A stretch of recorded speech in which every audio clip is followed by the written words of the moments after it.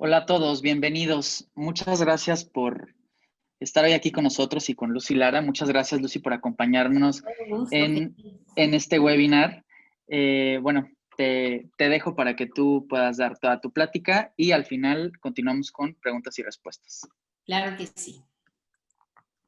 ¿Cómo están? Es un placer para mí estar aquí con ustedes. Gracias, Héctor, por invitarme. Y como están pudiendo ver, pues les quiero platicar un poco sobre una trayectoria que casi que fue accidental, ¿no? No fue tan propuesta por mí desde el principio, pero me ha llevado a muchísimos lugares de la comunicación y de la moda. Y para mí es importante, para quien no me conoce, nada más comentarles que yo estudié comunicación en la Ibero, y ahorita lo veremos, y he tenido la gran oportunidad de trabajar en moda porque ahí estaba mi pasión. Pero les voy a explicar cómo y por qué. Y, y si están de acuerdo, pues arrancamos. Ya estamos todos, ¿verdad? Bueno, muy bien. Entonces, les voy a contar desde el principio, digamos, cuando yo dije, ¿qué voy a estudiar estando en la universidad? Digo, en la prepa, me tomé unas clases de actuación y pensé básicamente que mi primer intento sería pues ser actriz. Pensé, voy a ser actriz porque admiro muchísimo a un personaje como Meryl Streep y me inspiraba tanto.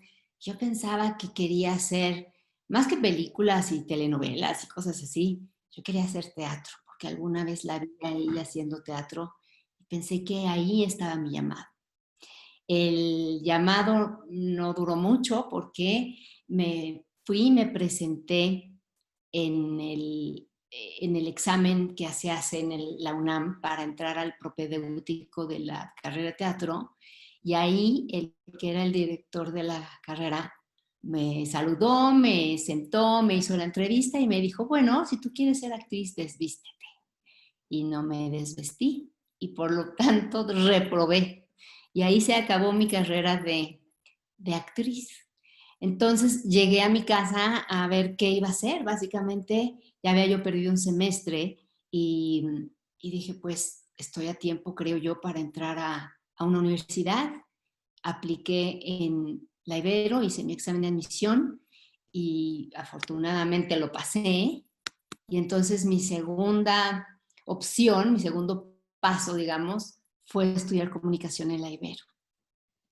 Y ahí en la Ibero, como ustedes seguramente habrán oído, se va uno primero como en un tronco común, ¿no? Los primeros semestres, y luego te vas especializando en lo que, no sé ahora si se llama así, pero en mi época se llamaba subsistema, que era como que a qué te ibas a especializar. Y pasé por todas las cosas pensando que yo iba probablemente a dedicarme a la parte de la publicidad. Y uno pensaría, bueno, pues la publicidad tiene que ver con actuación, ¿no? Pero tenía como que una sensación de que yo era creativa, sabía que me gustaba escribir, pensaba que la fotografía podía ser otra cosa que me llamara, en fin. Y cuando fui y presenté, digamos, la materia de publicidad, me fue espectacular, ¿no saben? Justamente mi compañero de proyecto era Fernando Toledo, el del periódico Reforma, eh, y presentamos un proyecto que nos llevaron digamos, a presentar en las maestrías. Fue un proyecto sonadísimo que evidentemente tuvo una gran calificación y pensamos los dos que tal vez por ahí iba. Después me tocó el subsistema, digamos, probar las materias de periodismo, y yo por desgracia no tuve un buen maestro de periodismo. Porque ahora, volteando para atrás, creo que yo hubiera sido una buena periodista. Soy periodista yo hoy, pues, pero no me formé como periodista por la Ibero. Y llegué a la clase de guionismo televisivo y me enamoré del guionismo televisivo. Lo que quiere decir que realmente lo que me gustaba era escribir, ¿no? Entonces, la tele, tal cual como producir tele, como editar tele, como poner las luces, o eso no era lo mío. La parte técnica, no. Pero la parte detrás de la historia, la narrativa, sí. Y por eso estudié el subsistema de televisión. Y cuando salí de la Ibero, pues trabajé básicamente en guionismo de televisión. Y este fue mi tercer paso. Pero fíjense lo que les cuento. Yo ya como a mitad de la carrera ya empecé a trabajar haciendo guiones, porque mi maestro de guionismo se dio rápidamente cuenta de que una compañera y yo estábamos muy interesados en este tema y, y teníamos las dos como una ansiedad de trabajar, ¿no? Y entonces él nos dio ciertas oportunidades y empezamos a trabajar con él. Y cuando salí de la carrera, por decir, yo salí el viernes, el lunes ya me presenté a trabajar a mi empleo, que era en un lugar que se llama, hasta hoy se llama CEPROPIE. CEPROPIE es pues una instancia que pertenece a Presidencia de la República, en donde las personas hacen guiones y producen programas, memorias y un montón de pedazos para los noticieros de todas las actividades del presidente. Entonces ahí yo era una gerente de contenidos, que quiere decir que me dedicaba a hacer los guiones de, por ejemplo, ustedes seguramente alguna vez han visto el desfile del 20 de noviembre y que están pasando los tanques y todo el desfile ahí por las calles, y hay unos conductores en voz en off que están hablando de la historia del 20 de noviembre y tal. Eso que están hablando es lo que yo escribía. Y escribíamos, no sé, si se necesitaba algo para petróleos mexicanos, pues era Sepropie quien hacía el documental. A mí me tocó en esa época el famosísimo terremoto del 85, ya sé, hace muchos años, pero en el 85 que se cayó la mitad de la ciudad, nosotros hicimos ahí en Sepropie el video más importante, creo yo, que ojalá alguien lo volviera a pasar, sobre los topos y todos estos personajes que ayudaron como civiles a las personas que estaban pues atoradas ahí en los cascajos, en todo el desastre del terremoto. En fin, para hacerles el cuento corto, salí de ahí y duré como 2 años en Sepropie y la verdad me sentía muy infeliz. No, no era lo mío. Yo me imaginaba hacer guiones como para Netflix, ¿no? Pero no, eran guiones pues de, no sé, de agricultura, de asentamientos humanos, pues, del gobierno del estado de quién sabe dónde, ¿no? Entonces le faltaba el glamour, le faltaba la parte de variedad que yo esperaba, y un buen día me senté y dije, ¿qué quiero? A ver, ¿realmente qué quiero? Y tuve que ir con mi papá y decirle, papá, me equivoqué, yo creo que no era este mi camino, me gustaría retomar una idea que yo tenía antes de incluso querer ser actriz, de estudiar diseño de moda. Y total que me fui a Los Ángeles y llegué a una escuela que se llama FIDM, seguramente la han oído ustedes hablar, se llama The Fashion Institute of Design and Merchandising, está en Los Ángeles, y ahí, en Los Ángeles, tuve la gran oportunidad de empezar a estudiar diseño de moda. Pero ustedes que seguramente están muy involucrados en esta carrera, de pronto odié la parte técnica de diseño de moda. Era malísima, y como estaba en Los Ángeles, como buena mexicana, rodeada de puras personas asiáticas en mis cursos. Los asiáticos son buenísimos en toda la parte de draping, que no sé cómo se dice, draping cuando en el maniquí pones la tela así y haces tu vestido, y en los patronajes y en las graduaciones y esas cosas. Yo malísima y ellas buenísimas, pero yo buenísima en la parte de alguna manera teórica en la parte conceptual de la moda y ellas malísimas. Entonces, claro, como lista mexicana, empezamos a hacer un intercambio y yo les hacía yo les hacía las tareas conceptuales y los dibujos y esto, y ellos me hacían la parte de la cosida, ¿no? Y la cortada. Y un buen día dije, pues es una tontería lo que estoy haciendo, ¿a quién estoy engañando? Entonces me fui a ver a mi counselor y le conté que sufría, ¿no? Que yo no sentía que tenía esta posibilidad de triunfar haciendo patrones, que qué podía yo hacer, ¿no? Si a lo mejor un apoyo, yo qué sé. Y ella lo que me propuso es, bueno, si tú eres muy buena en la parte conceptual, deja atrás todas tus créditos de las cosas técnicas, estos créditos mejor hazlos en otra carrera, escoge otra carrera, y tomé parte de la carrera de diseño de aparadores. Entonces, yo no tengo la carrera completa de diseñadora de moda, ni la carrera completa de diseñadora de aparadores, que se llama Visual Presentation. Lo que hice fue la mitad de las dos, solamente la parte conceptual de una y la parte conceptual de la otra. Y pues salí de ahí pensando, pues a ver cómo me va, ¿no? Y regresé a México y ahí me dediqué a diseñar moda. Yo entré, por cierto, a la parte de moda con pues poco conocimiento porque no solamente que no sabía yo hacer los patrones y la parte técnica, aunque había pasado, la verdad, el primer semestre haciéndolo. Es decir, no es que yo no tenga idea de cómo hacerlo, sí, claro que lo sé hacer, pero no podría yo hacer un vestido completo, ¿no? Sé las partes más básicas, pero a mí me tocó regresar sin tener ningún contacto con la gente de la moda, no conocía yo a nadie, ni siquiera a mis compañeros, porque todos los que habíamos estado como extranjeros en Los Ángeles nos habíamos regresado cada quien a nuestro país, y pues la gente de Los Ángeles evidentemente estaba en Los Ángeles, ¿cierto?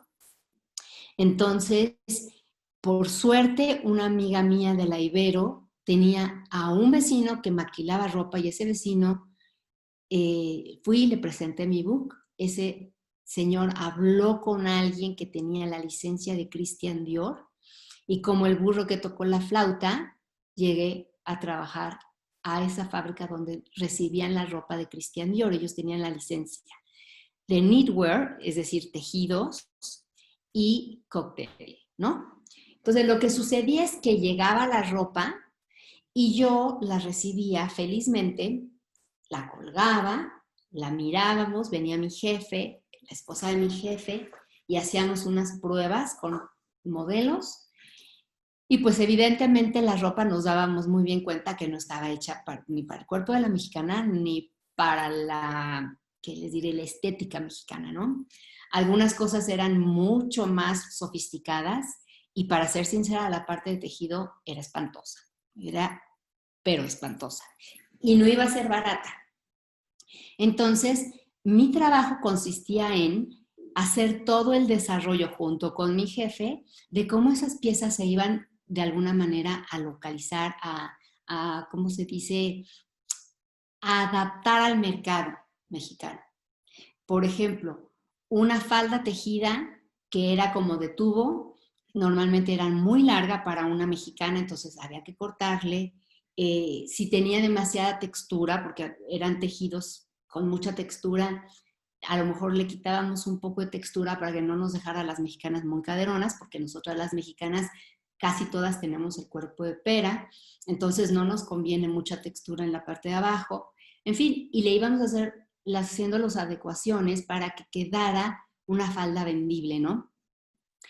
En todo el knitwear y toda la parte de cóctel. Entonces yo hacía los plats, los dibujos que son en plano, hacía yo el pequeño catálogo, todo a mano, porque entonces no se usaba la computadora ni nada realmente. Y lo que hacía es, hacía las fichas técnicas para saber cuáles eran los cambios, y yo me encargaba de que esos cambios se elaboraran y se presentaba 1, 2, 3 o 4 veces hasta que quedaban ya bien toda la colección, para que mi jefe se llevara esto y lo vendiera en el salón de diseñadores de Palacio Hierro. Y así fue como nosotros tuvimos la gran oportunidad de entrar a trabajar en el Palacio Hierro. Después, años después, le quitaron esas licencias a este que era mi jefe e hicimos jeans. Hicimos jeans para, pues para las tiendas como Liverpool, El Palacio, y hacíamos otra línea de jeans para la tienda de mi jefe y otra línea de jeans como para Suburbia, para Aurrerá, incluso creo que para Bodegas Aurrerá. Entonces diseñé moda, ¿no? Después me fui a vivir a Los Ángeles porque me casé y pues no llevaba yo un trabajo en particular que hacer.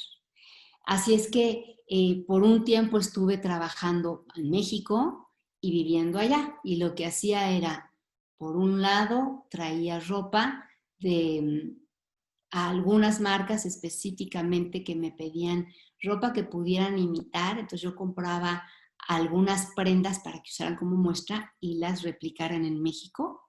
Y también tenía un trabajo de diseñador aquí en México y entonces me iba ya, hacía todo mi parte conceptual y regresaba yo ya a ver pues todas las partes que había que revisar ya como samples, ¿no? Como las muestras. Y no funcionó, muy pronto me di cuenta de que ni tenía vida aquí, ni tenía vida allá, estaba recién casada, entonces me dediqué en su momento a vender moda.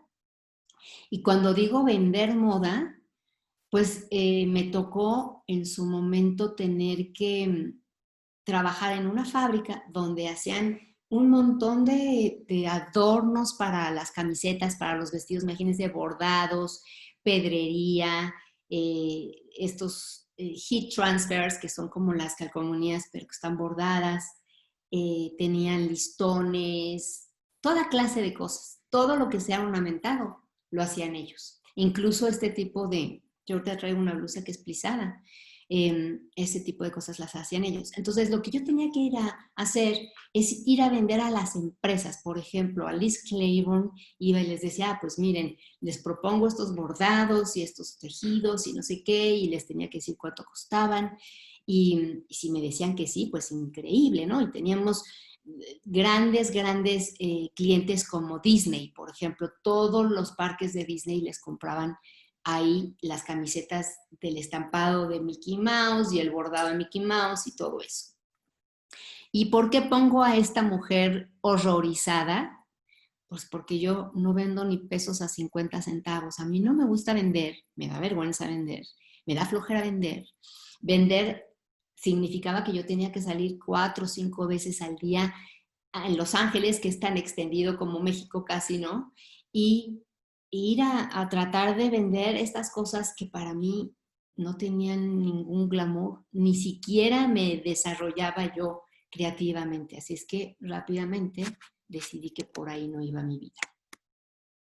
Entonces, en esa misma fábrica, afortunadamente, se dieron cuenta de dónde sí tenía yo facilidad y me dieron el taller en donde se hacían las muestras. Entonces yo hacía, por ejemplo, todo lo que esta chica trae en su blusa se podía hacer en esa fábrica.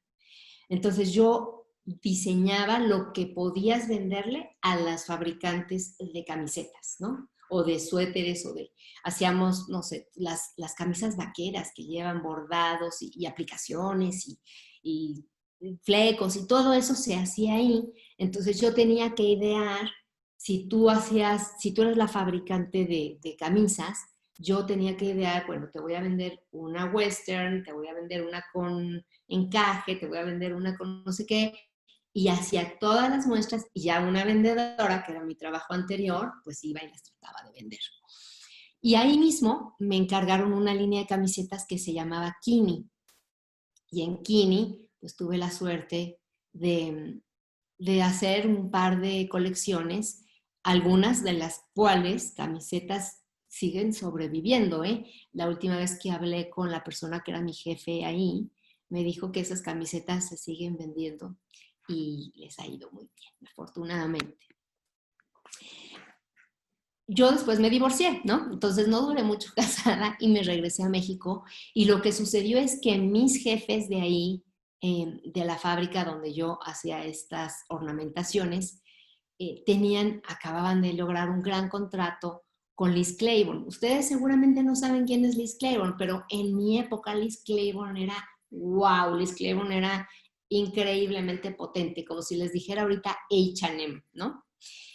Y tenía muchos rangos de mercado, tenían cosas más caras, menos caras, en fin, pero definitivamente Liz Claiborne era la marca, y lo más importante, y la tenía Liverpool. Entonces estos jefes que vivían en Los Ángeles y habían sido súper lindos conmigo, pues me instruyeron, me capacitaron para que yo regresando a México pudiera llevar el control de calidad de las camisetas que ellos iban a hacer aquí en México, porque les salía mucho más barato el tejido de punto, confeccionarlas, estamparlas o bordarlas aquí en México y luego distribuirlas pues a Liverpool, ¿no? Entonces yo fui la encargada por unos meses de hacer el quality control. Y todo parecía indicar que iba a ser un trabajo de muchos años, pero triste, muy tristemente, nunca pude aprobar a los que hacían las camisetas. Los maquiladores no hacían un trabajo con calidad y por lo tanto los tuve que reprobar una y otra vez y se tuvieron que llevar de nuevo el negocio a Los Ángeles. Y pues me quedé sin trabajo. Y pues regresé básicamente a encontrar qué podía hacer. Y en un momento dado, en una reunión de exalumnos, me encontré a una compañera que me dijo que tenía un proyecto, que si le escribía unos artículos para el proyecto. Yo se los escribí y luego no supe de ella, no me volvió a escribir por un tiempo. Finalmente un día me llamó y me dijo, pues mi proyecto no se hizo, pero mandé tus artículos a Vogue y el editor te quiere conocer. Y entonces fui a Vogue y conocí al editor y el editor muy amablemente me dio la oportunidad de escribir un par de artículos de prueba, no para Vogue. Vogue tenía sus hermanos, ¿no? Tenía un par de revistas adicionales el grupo, entonces escribí para una, para otra, y ya que él vio que sí tenía yo madera de escritora y estaba yo evidentemente empezando a hacer cosas en este tema, me ofreció una columna. Hice mi columna que se llamaba Urdimbre, y mientras estuve haciendo mi columna yo estaba haciendo evidentemente diseño de moda. Estaba trabajando en fábricas, pero escribía esto por un lado. Hasta que un día me llamó y me dijo que existía la posibilidad de competir para un puesto que acababa de estar liberado, que era el editor de moda. El editor de moda acababa de salir y necesitaban un sustituto y me iban a poner, si yo estaba interesada, a competir por el puesto. Para mi felicidad, pues era una gran oportunidad. Para mi desgracia, pues no tenía yo mucha idea del puesto porque mi experiencia era nula en editorial, nada más había sido escribir, ¿no? Escribir y entregar. Pero aquí era básicamente el trabajo de styling, de escribir, de editar, de alguna manera ser el embajador de moda desde Vogue.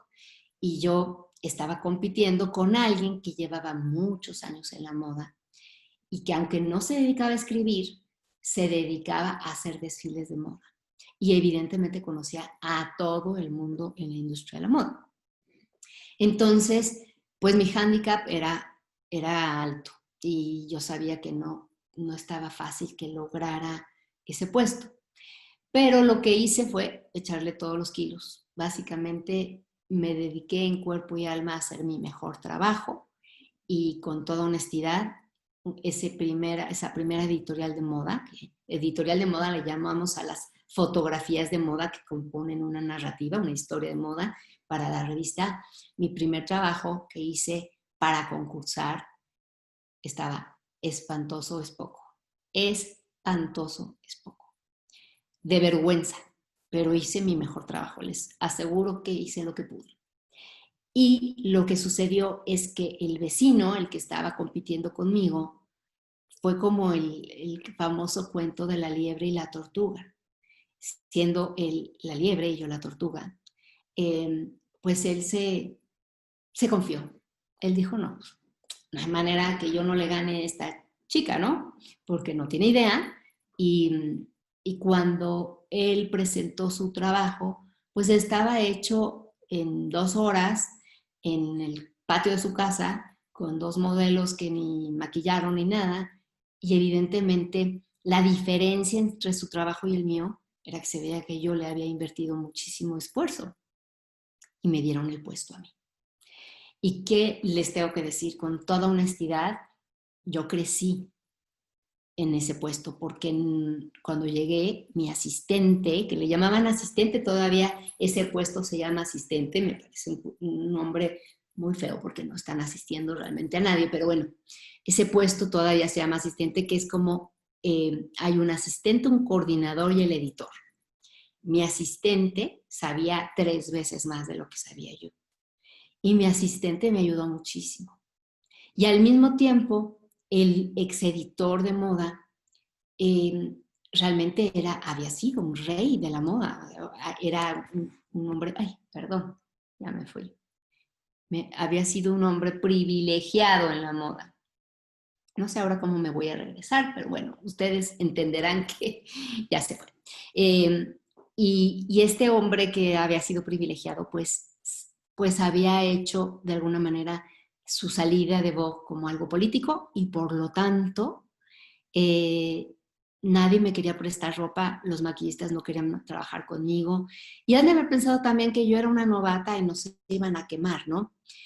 Lo cual a mí me hizo tener que buscar gente completamente nueva y, por ejemplo, ahí descubrí yo a Enrique Covarrubias.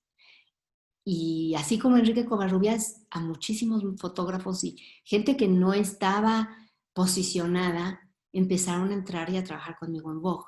Desgraciadamente, al año y medio de que a mí me dan este puesto, y que las cosas van mejorando para mí, evidentemente en cuanto a soltura, experiencia y capacidad también, ¿no? Se cierra Vogue. A los 15 años de haber estado con el periódico Novedades, se cierra Vogue y me quedo sin trabajo. Y de ahí entonces salto a un ámbito completamente ajeno también para mí, a una agencia de publicidad que hasta hoy se llama TVWA, Terán TVWA. Es la agencia que hoy por hoy, y en ese entonces, llevaba la campaña de Palacio de Hierro. Siempre la había llevado, básicamente por el Palacio de Hierro se instituyó la agencia y fue muy interesante ver cómo a mí me tocó también un momento espectacular en esa llegada. A mí me contratan como directora creativa de la célula de Palacio de Hierro. Y el gancho para mí es que yo iba a hacer todos los catálogos, es decir, todo mi trabajo ya de styling, de saber de fotógrafos, maquillistas, modelos, pues lo iba a poder llevar a cabo en esto, pero nadie me dijo que también iba a tener que hacer pues el catálogo de línea blanca, de las sábanas, de los viajes, de las novias, de las medias, de yo qué sé, de todo, ¿no? En el Palacio de Hierro todo necesita su publicidad y al ser yo la directora creativa, pues tenía que hacer, no sé, 24, 25 anuncios todos los días con mi equipo. Y no era fácil, era mucho trabajo. Y claro, había épocas en donde ahí nos teníamos que ir a hacer los famosísimos catálogos. Entonces, eran el catálogo de primavera-verano, el catálogo de otoño-invierno, un trabajal. Pero al mismo tiempo me tocó implementar la famosa campaña de Soy Totalmente Palacio. Cuando yo llegué, lo único que tenían en esa agencia era el famosísimo eslogan de Soy Totalmente Palacio, que ya era algo muy importante, ¿no? Ese eslogan lo inventó ni más ni menos que el dueño de Palacio Hierro. Pero teniendo la frase, a mí, junto con evidentemente mi equipo, nos toca pues llevar a cabo la primera campaña. Los primeritos anuncios de esa campaña se hicieron bajo mi dirección creativa. Y fue muy interesante, fue una gran experiencia. Le pongo palomita a mi currículum, pero la publicidad no era lo mío, la verdad. Yo ya había probado lo que era la parte de las revistas y había entendido que ahí estaba mi corazón. Así es que no, realmente no pude más que tratar de buscar a dónde me iba. Y por lo tanto, me decidí ir a una revista de bastante menos prestigio que Vogue, ¿no? Que se llamaba Veintitantos. La acaban de cerrar ahora en la pandemia. Veintitantos era una revista de Notmusa, los que son los dueños de TV Notas, y, y era una revista que trataba de ser, era el wannabe glamour. Glamour no existía todavía en México, entonces ellos trataron de emular un poco la fórmula, pero claro, en una versión bastante más modesta. Y ahí yo ya entré no como editora de moda nada más, sino como editora de moda y belleza. Y trabajaba desde mi casa y hacía esta revista que era bastante más modesta, pero cuando menos ya había regresado a la parte editorial. Porque una vez que se fue Vogue, cerraron prácticamente todas las revistas femeninas del grupo y solamente quedaba Notmusa haciendo una revista que se llamaba 15 a 20, veintitantos. Por muy poco tiempo hubo una que se llamaba Circo y notas musicales y la de la famosa TV Notas, ¿no? Entonces ahí en veintitantos trabajé unos 8 o 9 meses y alguien de mis amigos me dijo que estaban entrevistando en Televisa y que había que ir a Televisa a ver qué podíamos hacer. Entonces yo, pues, vamos a ver, ¿no? Iban a traer muchísimas revistas extranjeras a México y ya había básicamente aterrizado Marie Claire y Harper's Bazaar. Entonces, feliz, me fui yo a entrevistarme. Se supone que a mí me iban a entrevistar para Buen Hogar, que yo de Buen Hogar no sé nada, ¿no? Pero me iban a entrevistar para una revista de casa, digamos, pero estaba también por llegar él, la revista que ahora es de Grupo Expansión, estaba en Televisa. Entonces me presenté, hablé con el señor, le llevé, pues claro, yo ya tenía mi book ya tenía cosas de Palacio y Hierro, ya tenía cosas de Vogue y tenía las cosas que yo había hecho en veintitantos y yo estaba aspirando el puesto de coordinadora editorial, que es el puesto más arriba de ser una editora de moda, pero ya no tiene nada más que ver con moda. Claro que esta era una revista de moda, ¿no? Entonces, como sea, iba a tener mucho que ver con moda. Pero el coordinador editorial está debajo del director editorial y arriba del editor de moda, digamos. Y es la persona que hace toda la parte del tráfico de pedir los artículos, las fotos, etcétera, y luego regresan a esa persona, los edita, los conjunta, los manda a corregir, los edita, los manda a diseñar, en fin. Esta persona es quien realmente lleva todo el flujo editorial. Y ese es el puesto que yo quería tener. Nunca lo había tenido, me parecía que era pues mi paso a seguir. Pero me fue muy bien en la entrevista y para mi sorpresa no me ofrecieron el coordinador, sino me ofrecieron la dirección editorial. Y una vez más, pues tengo que decir que me presenté a él sin saber muy bien de qué iba ese puesto, ¿no? Me pasó como cuando me dieron el de Vogue. Y tuve la gran suerte de que la editora de él, hasta ese momento, la editora que había hecho esa revista en español, estaba en Miami, ella me entregó la revista y tuvo la generosidad de sentarme y explicarme de qué se iba a tratar mi trabajo, porque yo no sabía en qué consistía, cómo lo iba yo a hacer. Es una licencia francesa, complicada, como todas las licencias, tenían sus restricciones, tenían sus modalidades y, y me tocó traerla a México. La primera revista él en México la hice yo y tuve 12 números de él y luego, ¿qué creen? Que me vuelvo a casar. Y me vuelvo a casar con otro mexicano que también vivía en Estados Unidos. Y entonces, después de 12 issues en él, felizmente me voy con muy buena relación con Televisa, pero me voy a vivir a Nueva York.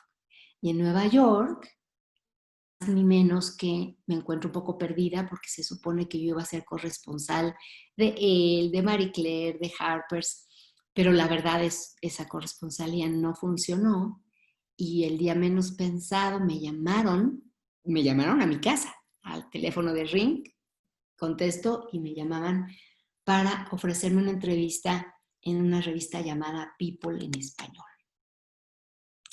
Y en People en Español, que ustedes imaginarán, pues cómo yo iba a ser de él a People en Español, era bastante complicada la transición, pero yo no iba a ser la directora editorial de People en Español.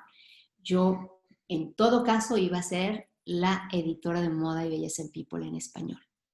Me ofrecen el trabajo y yo, la verdad, tengo mis dudas, porque yo ya quería seguir este nivel, quería una revista de alta moda, porque una vez que pruebas las mieles de ser directora, pues no quieres conformarte con menos, o al menos eso es lo que te dicen, ¿no? Uno piensa que crecimiento siempre es hacia arriba. Y déjenme decirles que lo dudé y trabajé 4 años y medio en People en Español. 4 años y medio, que han sido los 4 años y medio más importantes de mi carrera como periodista. Puedo decir básicamente que antes de People en Español, yo no era una periodista. Yo era, como son muchas de las personas que están en los medios, en las revistas, etcétera, era una persona que había llegado de la comunicación al diseño de moda y de ahí había llegado a vivir el conjunto de mis 2 carreras, pero de periodista no tenía nada, esa es la verdad. Y donde aprendí a hacer periodismo ético, un periodismo de cabo a rabo, fue en People en Español. Entonces, si bien es cierto que bajé mi categoría, no solamente en revista, sino en puesto, yo ahí crecí como nunca hubiera crecido estando en México. Es la verdad.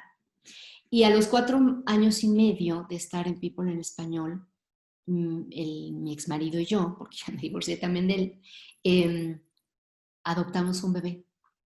Y en la casa de adopción nos pidieron que uno de los dos teníamos que dejar de trabajar 1 año para cuidar al bebé y pues evidentemente mi deseo de ser madre era muy importante y yo de todo corazón me salí de People en Español y bueno, y así terminó mi historia en People en Español, pero trabajé como freelance desde Nueva York para esta revista que se llama Siempre Mujer, que se les apunte aquí abajo. Siempre Mujer, me tocó lanzarla junto con el equipo, siendo editora de moda y belleza, y también trabajé como editora de belleza en la revista Selecciones, que hasta hace unos años estaba por aquí, ya no sé si sigue por acá. Y mientras eso sucedía, yo mandaba una columna al periódico Reforma que se llamaba Moda en la Ciudad. Así es que tenía mi trabajo, al final tenía mi trabajo de freelance y mi trabajo de columnista. ¿Cuál es el siguiente paso? Pues el siguiente paso fue inesperado y maravilloso. Regreso a México y me piden que yo haga una revista nueva que se había comprado para Televisa y la original estaba en Colombia y se llamaba In Fashion. Y la revista In Fashion fue muy, muy importante como proyecto para mí.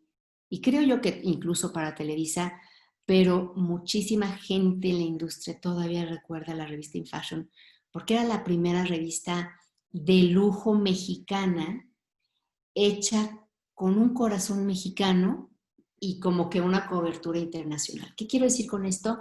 In Fashion hablaba de la industria mexicana tratando de explorar a todos los diseñadores que nunca antes se les había dado mucho juego en las revistas de moda, porque hasta In Fashion la gente no te dejaba poner un Chanel junto a un Macario Jiménez, por ejemplo. Se molestaban los de Chanel, ¿no? ¿Cómo ibas a...? Pues nosotros logramos hacerlo todo el tiempo. Y hablábamos de desde cuál era la mejor lavandería para tu tintorería, para tu ropa de marca, hasta cómo se hacía el backstage de un desfile de moda, cuáles eran los personajes relevantes. Se hablaba de todas las entrañas de la moda en México.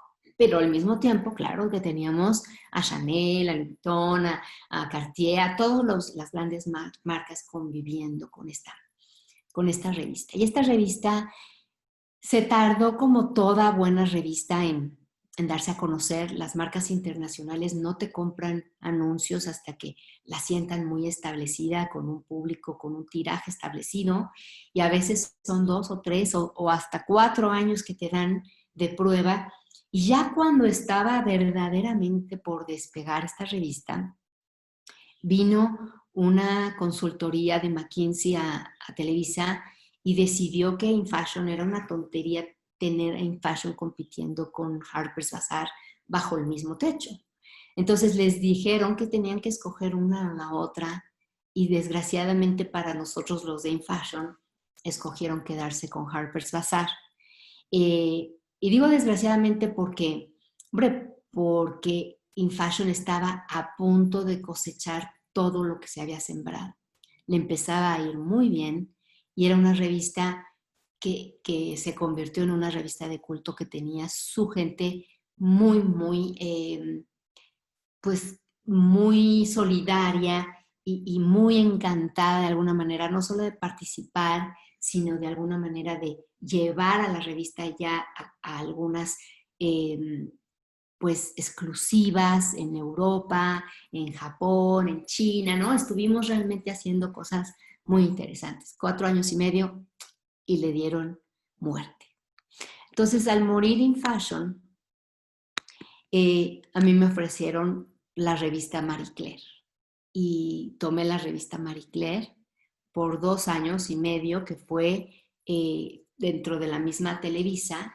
Y la revista Marie Claire yo la recibí de capa caída. La verdad, estaba en una condición complicada comercialmente hablando, y fue levantándose, pero a mí me tocó el rediseño de Marie Claire y de alguna manera darle un segundo aire, tratando de conservar, pues de alguna manera, su ADN, pero hacerla un poco más glamurosa, porque el problema de Marie Claire es que, ustedes conocen Marie Claire, el problema de Marie Claire es que tiene un periodismo tan duro que a veces es muy difícil mezclar, por ejemplo, la circuncisión femenina con los labiales o los tacones o las pieles, ¿no? ¿Cómo va a hablar uno de las dos cosas una página después? Entonces, realmente es un título con una mezcla complicada. Por lo cual, pues yo me salí pronto, 2 años y medio duré ahí. Pero mi siguiente paso en realidad fue mi primer libro. Y fue mi siguiente paso no porque fuera después de que yo terminara Marie Claire, no, no, no, no. Yo saqué mi primer libro después de mi trabajo en Marie Claire, pero ya se había escrito el libro hace mucho tiempo, durante el tiempo que yo trabajé en Marie Claire. Lo que sucede aquí es que cuando se cierra InFashion, hagan de cuenta que me habían matado al marido. Yo tuve un duelo largo y profundo y sufrí, en verdad que sufrí por este duelo. Y cuando me di cuenta de que yo estaba sufriendo, me fui a unas vacaciones con mi amigo Antonio González de Cosío a Barcelona, donde él ya residía, y llorábamos, ¿no? De que se nos habían cerrado la revista, y pensamos, ¿por qué no hacemos un libro? Y pues lo hicimos, nos tardamos 1 año en hacerlo, luego firmas el contrato y se tarda más o menos 1 año en salir. Y cuando yo me cambio básicamente de Marie Claire a mi siguiente revista, sale mi libro. Pero, ¿a dónde me fui después de Marie Claire? Resulta que yo, estando en Marie Claire, me empiezan a buscar de Condé Nast. Condé Nast es la empresa pues la empresa editorial más importante de lujo en el mundo. Y yo siempre había deseado trabajar ahí. Yo ya me había leído todo sobre los hermanos dueños de Condé Nast, y había querido de alguna manera pertenecer de nuevo a Vogue, que había sido mi mi primera casa, ¿no? Como editora.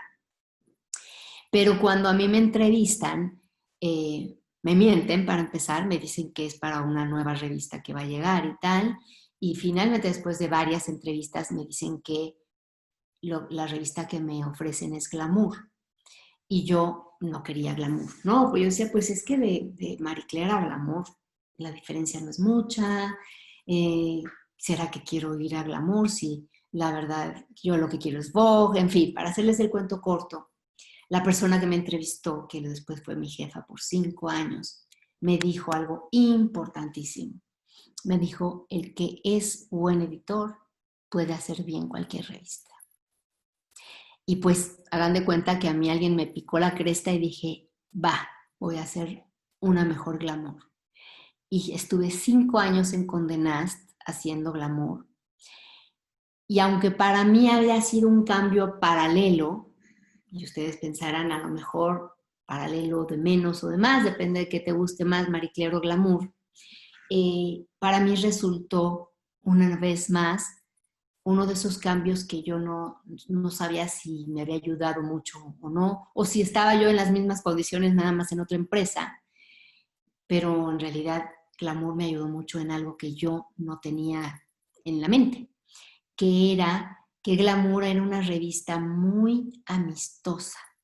Primero, era una revista muy económicamente muy saludable, lo que no estaba pasando y nunca pasó después tampoco en Marie Claire.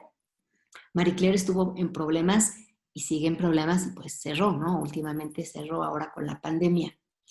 Eh, en cambio, Glamour, la verdad, tenía esta mezcla perfecta entre que vendía muy bien a los anunciantes y vendía muy bien en puestos de periódicos.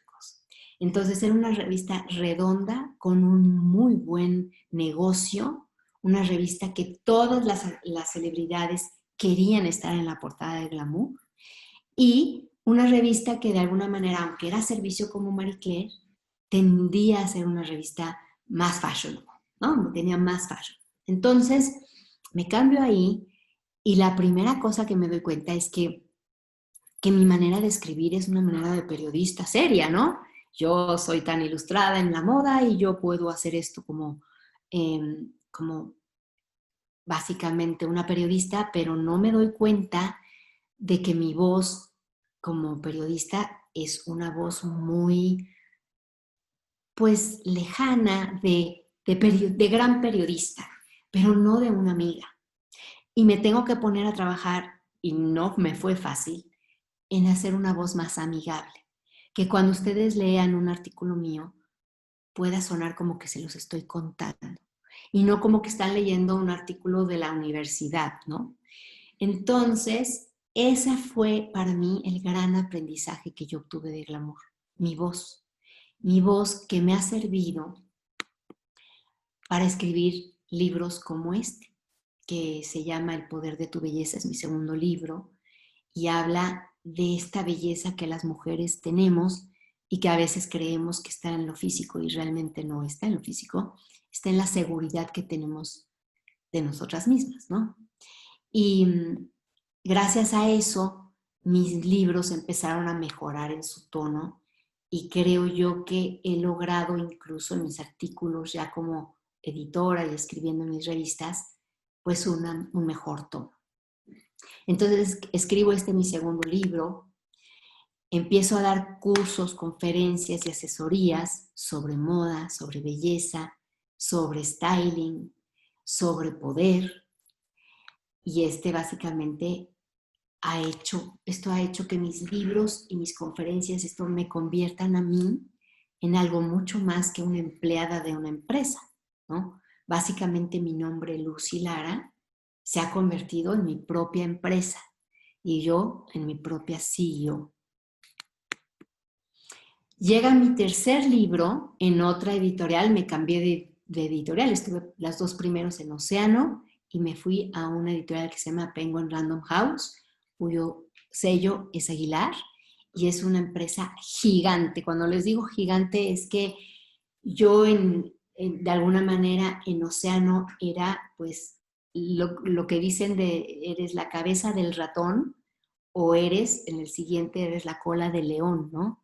Yo en Océano estaba muy bien situada como una de las muy pocas autoras con muchísima importancia para la editorial y para mí. Y cuando me cambio acá, pues mi libro es uno de miles que salen al año. Pero aún así, este libro también se convirtió en un bestseller, afortunadamente.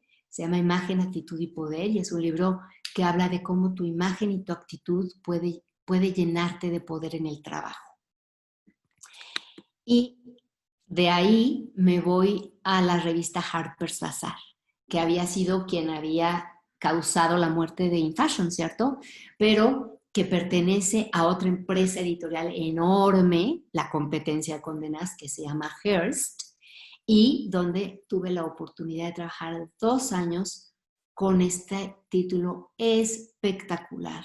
Es el título que yo situaría como el más lujoso de México en cuanto a moda se refiere. Es muy artístico, es muy sofisticado y sin duda es una revista para gente que sabe de moda. Y acabo de salir de esta revista en esta pandemia y entonces evidentemente me veo con un nuevo reto, pero también con un nuevo libro. Mi libro Estilo y Poder, que salió en octubre del año pasado, es un libro sobre cómo conocer las reglas de la moda, es decir, toda la primera parte es cómo la moda puede ser funcional para ti, para verte más alto, más delgado, para verte más profesional, más sofisticado, más elegante, más de acuerdo a la ocasión, cómo empacar para viajar aquí y allá, cómo vestirte si acabas de tener un bebé, si estás enfermo, si has engordado, si has enflacado, todo eso es la primera parte. Y la segunda parte es cómo todos esos conocimientos no son lo suficiente si no haces tu propio estilo. Es decir, Picasso no hubiera podido ser Picasso si no hubiera aprendido a pintar primero como tradicionalmente se pintaba en la academia y luego pasar a su etapa azul y luego pasar a su etapa cubista y luego finalmente hacer una pintura como conocemos hoy a Picasso, que no se parece a nadie y que ha roto todas las reglas. Esto es lo mismo que yo digo que uno tiene que hacer con su imagen personal y con tu propio estilo. No vas a llegar a tener tu estilo si te vistes como todos los demás, o si estás imitando a alguien más, o si solamente estás tratando de verte más flaco y más alto. Yo creo que solamente tienes tu estilo cuando encuentras quién eres tú a través de expresarte a través de la ropa. Y esto es lo que yo he logrado a través de mi estilo y quisiera que ustedes lo lograran para sacar ese poder que tiene el estilo. Y después de haber salido con este libro, básicamente hoy me encuentro volviendo a ser la CEO de mi propia marca, haciendo conferencias, haciendo mis redes, haciendo un proyecto que estoy planeando para finales de año y dando conferencias y haciendo esto que estoy haciendo hoy, ¿no? Como mentora de las nuevas generaciones, tratando de rescatar a los y difundir a los talentos mexicanos y al mismo tiempo que conozcan los nuevos talentos como ustedes que van a salir, que hay muchas maneras de ser diseñador o especialista en moda o periodista en moda o incluso comunicador. Y por eso nosotros podemos unir hoy a la actuación, que es quien me ha llevado a poder hablar en público bien, a la comunicación, periodismo y guionismo, que es quien me ayudó a escribir bien, el diseño de moda y diseño de aparadores, que fue realmente importantísimo en mi carrera editorial para hacer fotografías, para hacer edición, para hacer puestas en escena, para toda clase de cosas que tuvimos y he tenido que hacer mucho en mi carrera. La parte de publicidad que hice en el Palacio de Hierro, pero que al fin y al cabo uno se convierte también en un vendedor de publicidad cuando trabajas como director editorial, en editorial evidentemente, porque pues porque me ha tocado dirigir 5 revistas espectaculares, todas ellas internacionales, para sacar mis libros, porque sin todo este bagaje yo no hubiera podido nunca idear y tener la experiencia para hablar en mis libros, para poder dar conferencias como la que les estoy dando hoy, pero más especializadas también, para dar cursos, cursos individuales, cursos de diplomados, cursos en las universidades, cursos pues muy también de alguna manera hechos a la medida, asesorías y desde luego para llevar mi propia marca. Y pues eso es, con eso me despido, ustedes me dirán cuáles son sus preguntas. Ok, creo que tenemos una pregunta de Marco Trilla. Ok. Entonces, Hola. si quieres, Marco. Hola Marco, ¿cómo estás? Muy bien, gracias. ¿Y tú? Bien, muchas gracias. Muy bien, me da mucho gusto. La pregunta es, profesionalmente, ¿qué veremos haciendo a Lucy Lara en los próximos años? Pues mira, sin duda, para mí una de mis misiones más importantes, digamos, mi misión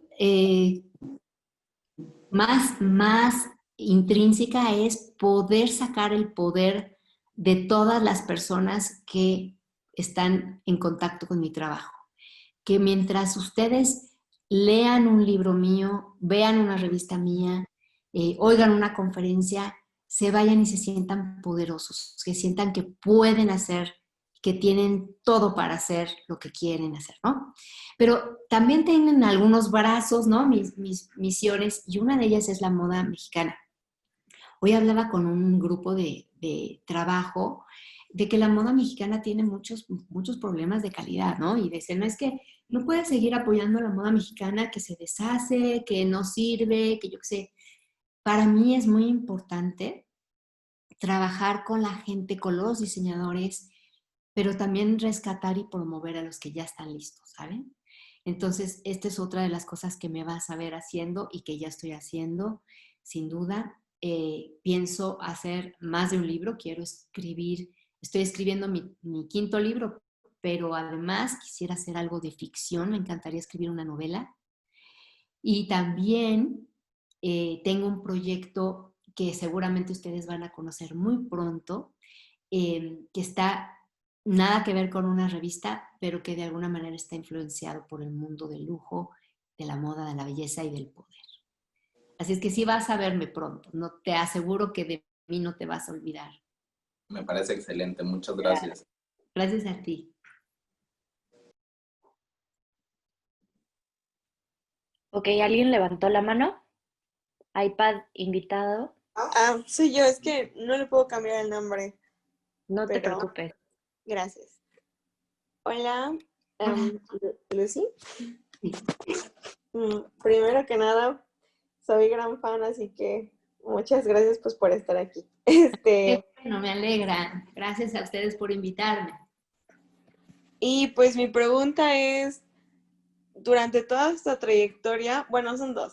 ¿Cuál crees que sería como el reto más grande a la hora de escribir un libro? Y si te has planteado tú empezar tu propia revista o tal vez una editorial o algo como relacionado. Me voy a ir primero con la segunda y regreso a la primera, ¿va?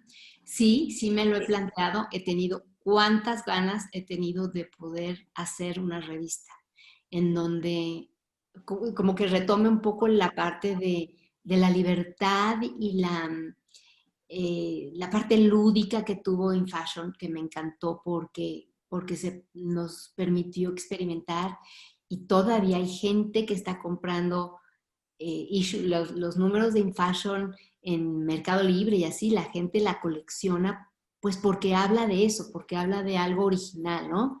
Y me encantaría. Tristemente no es el momento adecuado porque como ustedes han visto, las revistas han venido a menos por más de una razón y aprovecho para hablar de esto rápidamente. La primera es porque no las están leyendo ustedes, los jóvenes. Y sin ustedes, las revistas no se van a poder sostener.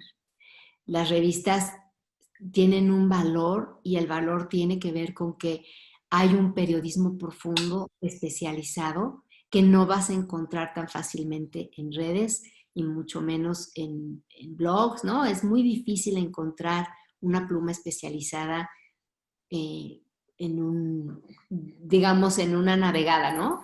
Y por lo tanto, hoy con la pandemia, pues si ya estaban en problemas, las revistas están en peores problemas. Por ello yo les invito a ustedes que sí quieren revistas, que aman las revistas, que se suscriban cuando menos a su favorita, para darles un voto de apoyo, porque si no se nos van a desaparecer las revistas. Y te prometo que yo estoy siempre pensando que cuando haya una oportunidad, yo regresaré a las revistas, pero en este momento no lo veo viable.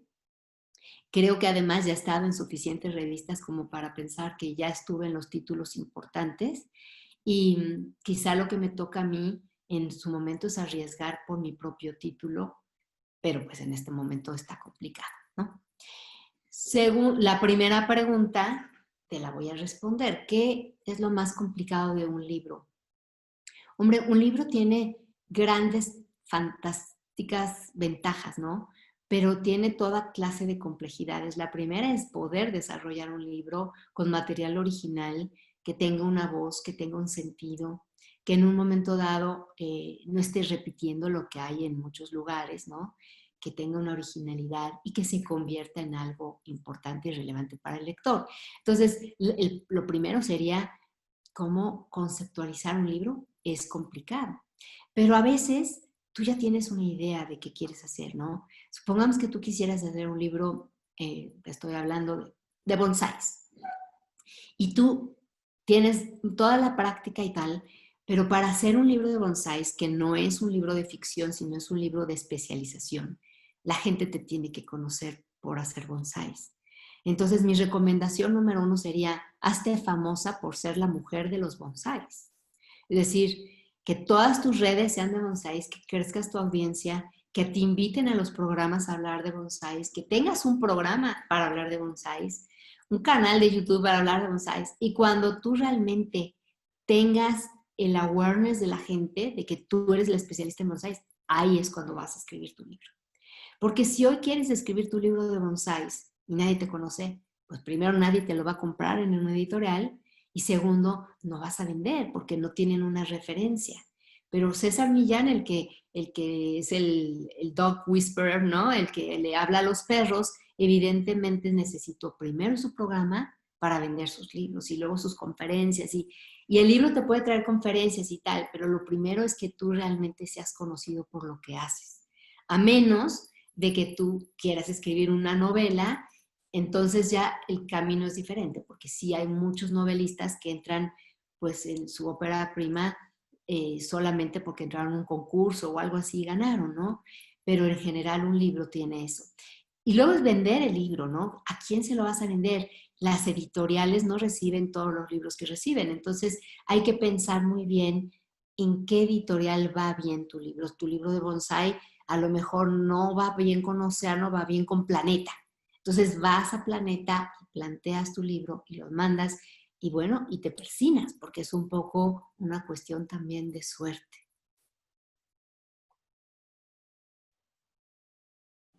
Gracias, De Lucy. nada.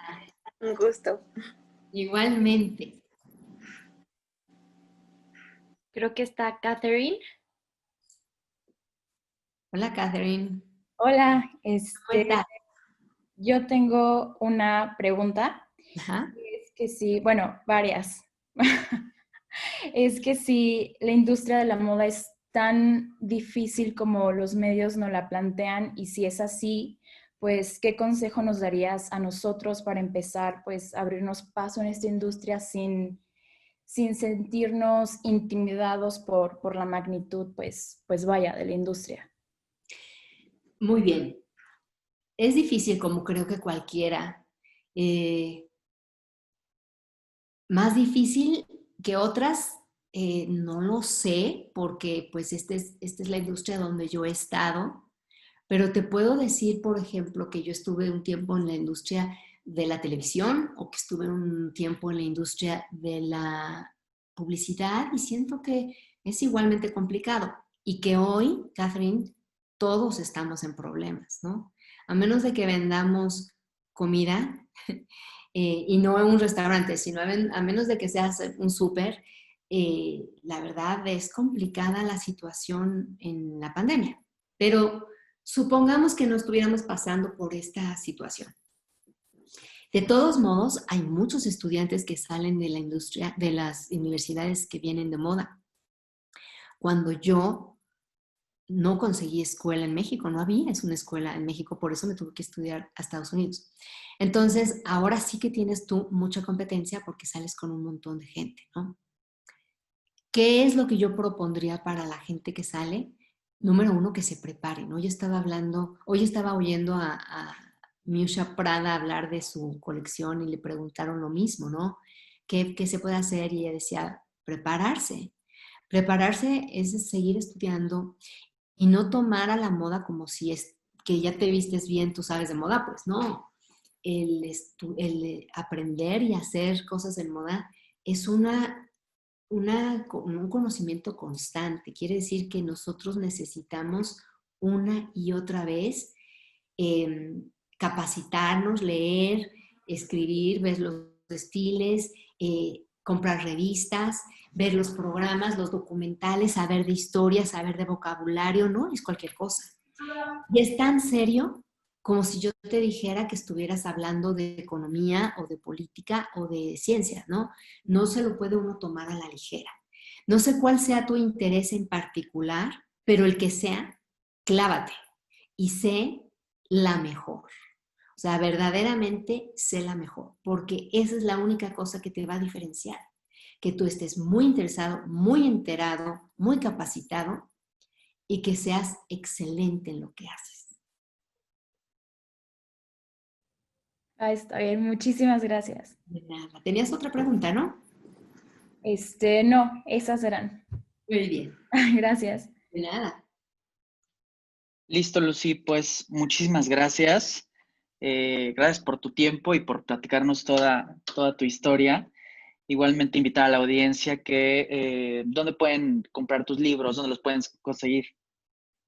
Pues mis libros están en Amazon, los últimos dos, El poder de estilo y poder y imagen, actitud y poder, incluso están en audiobook, están en ebook y están en libro, ¿no? Entonces, esos tres seguro los encuentran en Gandhi, en el sótano, pero los dos primeros están en ebook y están en libro y los encuentran también una librería como Gandhi, como Godil, como Sótano, incluso a veces los he encontrado en Sanborns. No son fáciles de encontrar en Sanborns, pero a veces están ahí y lógicamente los pueden descargar en audiobook y también en audiolibro. Y estoy también en mi página de internet si quieren leer de vez en cuando mi blog, es lucylara.com. Y mis redes sociales, que yo siempre digo que nos vemos en Instagram, lucylara_art, como arte en inglés. Y ahí también estoy en Twitter. Y mi Facebook es Lucy Lara Poder. Perfecto, Lucy. Nos acaba de llegar ahorita una última pregunta rápida para despedirnos. ¿Qué opinas de los figurines actuales y las proporciones de los cuerpos mexicanos? ¿Crees que podrían hacerse nuevas aportaciones? Hombre, es una gran pregunta. Yo creo que todo esto va a cambiar y creo que si no iba a cambiar muy rápidamente después de todo de Black Lives Matter y todo este asunto de la inclusión, nos lleva a un nivel muy distinto del que nosotros hubiéramos podido considerar. Y son buenas noticias, ¿eh? Son buenas noticias que tengamos a una actriz mexicana ya siendo como embajadora de Dior, o que tengamos a una mujer con vitiligo en las portadas, o que tengamos a una mujer con sobrepeso considerada como una de las top modelos ahora. Todo esto son buenas noticias, ¿no? Creo yo que efectivamente, estéticamente, pues sí, es lindo cómo se ve la ropa en una mujer alta, delgada, es lindo cómo se ve en una mujer que camina bonito, es encantador ver la ropa colgada, ¿no? Pero es importante cómo se nos ve a nosotros, los consumidores, y yo creo que era hora de que alguien nos considerara en este punto. Sin olvidar que las revistas están hechas para soñar. Entonces, yo creo que no hay que olvidar la fantasía que trae una revista y que no tiene nada de malo que uno venda fantasía, porque ese es el arte de la moda, ¿no? Poder soñar, imaginarte que estás ahí en Francia cenando con caviar, con champán, con tu Dior, con tu Rolex, con tu lo que sea. Este es parte del mundo del lujo, poder pensarte ahí. Y ya si después vas a Zara y te compras los zapatos, pues felicidades por ti, pero el sueño no dejes que te lo quiten. Perfecto, Lucy. Muchísimas gracias y bueno, nos despedimos de todos. ¿Algo más que quieras agregar, Regina? Nada, yo creo que todo estuvo muy claro y muchas gracias a todos los que nos pudieron acompañar y gracias, Lucy, por tu testimonio y compartirnos todo. Espero que les haya gustado y sobre todo mi intención, bueno, y la de Héctor, porque lo platiqué con él muy puntualmente, era que ustedes vieran que no hay un solo camino para llegar a Roma. Tal vez todos los caminos lleguen a Roma, pero hay muchos, muchos atajos y hay que buscar el de ustedes, el que les haga sentir vibrar, el que los haga sentir importantes y felices. Muchísimas gracias. A ustedes.